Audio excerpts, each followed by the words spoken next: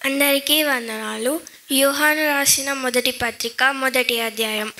జీవవాక్యమును గూర్చినది ఆది నుండి ఏది ఉండెనో, మేమేది వింటిమో, కనులారా ఏది చూచితిమో, ఏది నిదానించి కనిగొంటిమో, మా చేతులు దేనిని తాకి చూచెనో అది మీకు తెలియజేయుచున్నాము. ఆ జీవము ప్రత్యక్షమాయెను, తండ్రి యొద్ద ఉండి మాకు ప్రత్యక్షమైన నిత్య జీవమును మేము చూచి ఆ జీవమును గూర్చి సాక్ష్యం ఇచ్చుచు దానిని మీకు తెలియపరచుచున్నాము.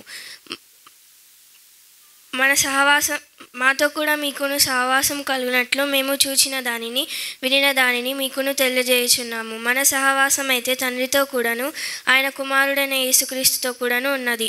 మన సంతోషము పరిపూర్ణమవుటకై మేము ఈ సంగతులను రాయుచున్నాము. మేము ఆయన వలన విని మీకు ప్రకటించు వర్తమానమేమనగా, దేవుడు వెలుగై ఉన్నాడు, ఆయన యందు చీకటి ఎంత మాత్రమును లేదు. ఆయనతో కూడా సహవాసం గలవారమని చెప్పుకొని చీకటిలో నడిచిన ఎడల మనం అబద్ధమాడుచు సత్యమును జరిగింపకుందుము. అయితే ఆయన వెలుగులో ఉన్న ప్రకారము మనమును వెలుగులో నడిచిన ఎడల మనము అన్యోన్య సహవాసము గలవారమై ఉందుము. అప్పుడు ఆయన కుమారుడైన యేసు రక్తము ప్రతి పాపము నుండి మనలను పవిత్రులుగా చేయును. మనము పాపం లేని వారమని చెప్పుకొని ఎడల మనలను మనమే మోసపుచ్చుకుందుము, మరియు మనలో సత్యం ఉండదు.